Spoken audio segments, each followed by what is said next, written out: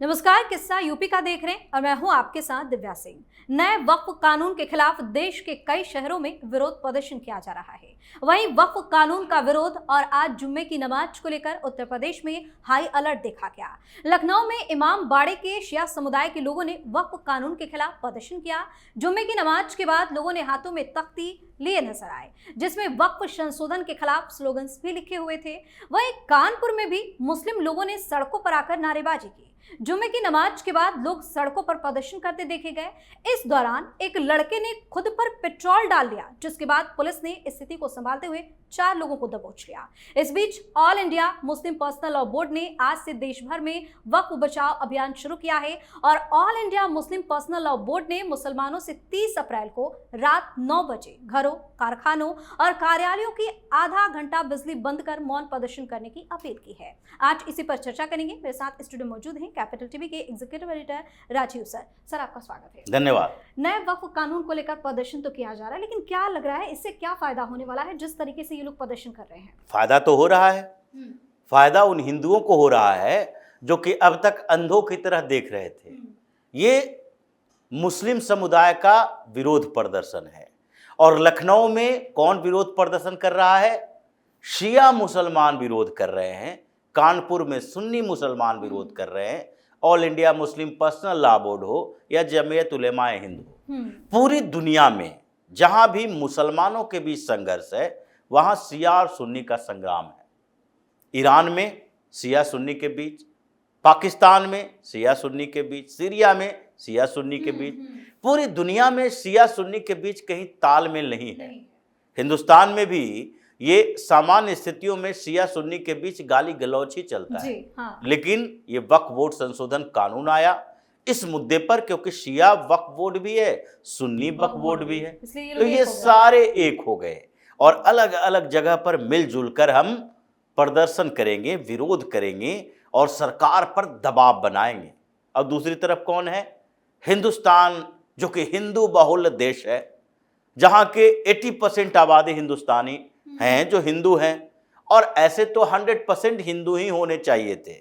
ये सनातन धर्म की धरती है और यहाँ किसी दूसरे धर्म के मजहब के लिए कोई जगह ही नहीं होनी चाहिए थी। ये पाक पवित्र जगह है और इस पाक पवित्र जगह को ये अपवित्र करने वाले लोग राक्षस प्रवृत्ति के, जिसे प्राचीन काल में राक्षसी कहा जाता था, वो प्रवृत्ति वाले लोग हैं। इसलिए इन लोगों को सोचना चाहिए कि हम क्या करते हैं।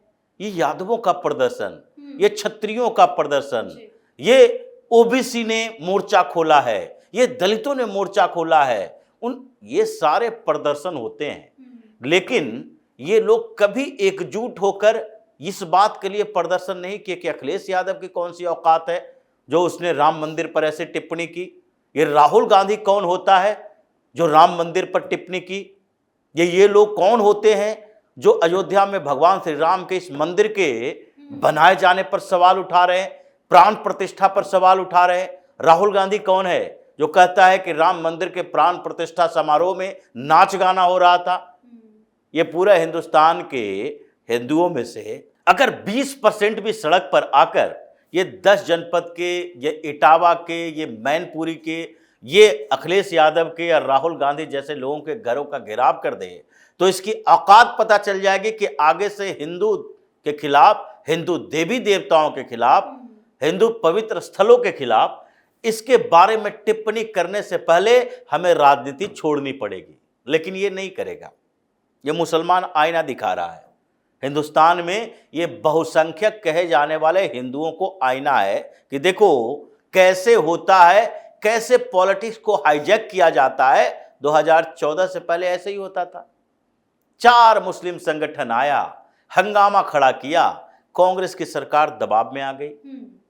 कांग्रेस की सरकार ही नहीं, ये जो सो कॉल्ड सेकुलरिज्म का नौटंकी करने वाली पार्टियां हैं, रीजनल पार्टियां, ज़्यादातर रीजनल पार्टियां हैं, वो ऐसे ही है। अब हिंदुओं के लिए तो कोई पार्टी थी नहीं, रीजनल पार्टी तो और नहीं थी। एक उद्धव ठाकरे, ये बाला साहब ठाकरे के समय शिवसेना हुआ करती थी, उसे भी इन मुसलमानों ने हाईजैक कर लिया। उलेमा बोर्ड कहता है उद्धव ठाकरे मेरे असली मित्र हैं, ये उलेमा बोर्ड कहता है। और शर्म नहीं आती है उद्धव ठाकरे को कि कहे कि अपनी मित्रता अपने पास रखो, हम तुम्हारे मित्र नहीं हो सकते, हम बाला साहब ठाकरे के बेटे हैं, जो मित्रता की बात मुसलमानों से नहीं करते थे।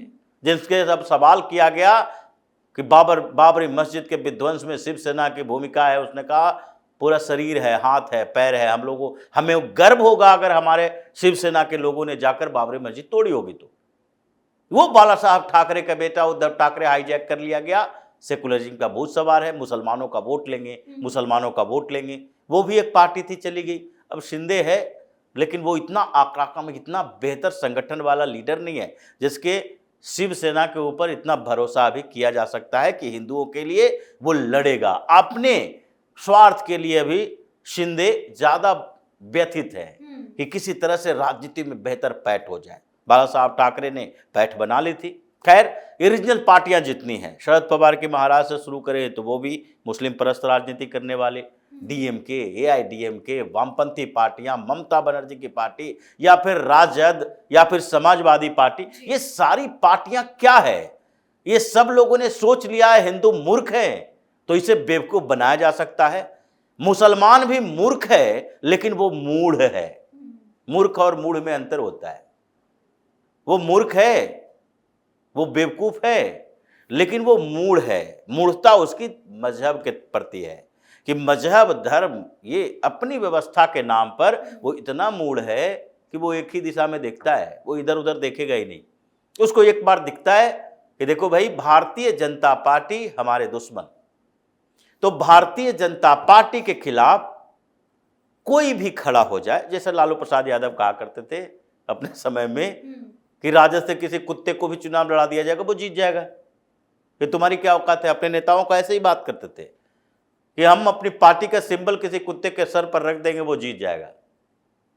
और वो कोई भी गिट्टी तोड़ने वाले, फलना करने वाले, इधर उधर घूमने वाले, किसी को भी विधायक सांसद बना दो। तो ये स्थिति थी। और ये लोग यही करता है कि भारतीय जनता पार्टी के खिलाफ अगर कोई जीतने की संभावना वाली पार्टी है, उसी को वोट दो, चाहे वो कैसी भी पार्टी हो, चाहे वो करप्ट पार्टी हो, चाहे देशद्रोही पार्टी हो। ये मुस्लिम लीग वाले यही करते हैं। तो इसलिए ये जो प्रदर्शन हो रहे हैं, शुक्रवार की नमाज, जिसको ये लोग कहता है जुमे की नमाज, और जो चाहता है कि पूरे देश में जुमे के समय छुट्टी हो, ये इस्लामिक मुल्क बनाने की कोशिश। भाई, जुमे की नमाज में इतने लोग आते कहां से हैं? क्या इतने बेरोजगारी है मुसलमानों के बीच? ये शटर बंद करके नमाज पढ़ने के लिए दोपहर में चला जाएगा, अपने घर पे नमाज नहीं पढ़ सकता। आज तुम्हारे साथ ऐसी कोई दिक्कत तो है नहीं। वो प्राचीन कालीन व्यवस्था, मध्यकालीन व्यवस्था, अब एक साथ जाओगे, इसलिए तो बुलाया जाता है मस्जिदों में। ये शुक्रवार की नमाज के समय इन लोगों को बुलाया क्यों जाता है? इसलिए कि मस्जिद में जाओ दोपहर में, एक बार इकट्ठा हो, अपने आसपास के लोगों को जोड़ो। जितने लोग उस एरिया में हैं, सारे मस्जिद में जाएंगे, एक दूसरे से मिलेंगे जुलेंगे। जब जरूरत पड़ेगी तुम्हारा इस्तेमाल करेंगे पत्थरबाजी के लिए, तुम्हारा इस्तेमाल करेंगे विरोध प्रदर्शन के लिए। अब हिंदू मंदिर जाते हैं, पूजा करते हैं, घंटी बजाते हैं, चले आते हैं। मीटिंग ही नहीं होती, बातचीत ही नहीं होती। धर्म की रक्षा, धर्म की सुरक्षा, पॉलिटिकली कैसे हम इम्प्रूव करें, राजनीति और धर्म को कैसे एक साथ जोड़ें, राजनीति का संबल कैसे धर्म को मिले, मजबूत हो, हमारे विचारधारा कैसे प्रभावी हो सकता है, कुछ नहीं। गए, पूजा पाठ किए, चले आए। और ये लोग जाता है, तकरीर सुनता है। नमाज पढ़ना एक सामान्य स्थिति है जो कहीं भी पढ़ी जा सकती है, लेकिन वहां मस्जिद में इकट्ठा होने का मतलब है तकरीर। और आज पूरे हिंदुस्तान में तकरीर क्या हो रही है हर मस्जिदों से? देखो भाई, हमारे वक्फ बोर्ड पर नियंत्रण सरकार कर रही है। मजहब के अंदर हस्तक्षेप सरकार का हम बर्दाश्त नहीं करेंगे, तो मत करो। यह अभी कोई प्रभाव ही नहीं पड़ेगा। अगर तुम हस्तक्षेप बर्दाश्त नहीं करना चाहते तो मत करो।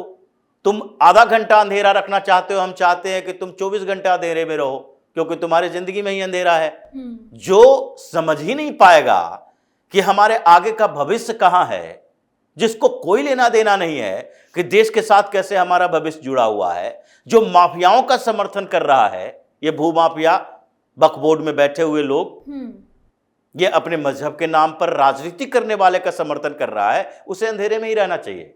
इसलिए ये जो आज अलग अलग जगह प्रदर्शन हुए, उत्तर प्रदेश में तो डर से इन लोगों ने थोड़ा अपना पेस कमजोर कर दिया, वो आक्रामक नहीं हो पाए, क्योंकि पता है कि योगी आदित्यनाथ ने पहले अलर्ट जारी कर दिया। अब ये भी एक बड़ी मुसीबत वाली बात है और हिंदुस्तान जैसे देश के लिए शर्म की बात है कि शुक्रवार को अलर्ट जारी करना पड़ता है। हर जगह पर अलर्ट जारी करो, अलर्ट जारी करो। क्यों करो? क्योंकि मुसलमान सड़कों पर आने वाला है।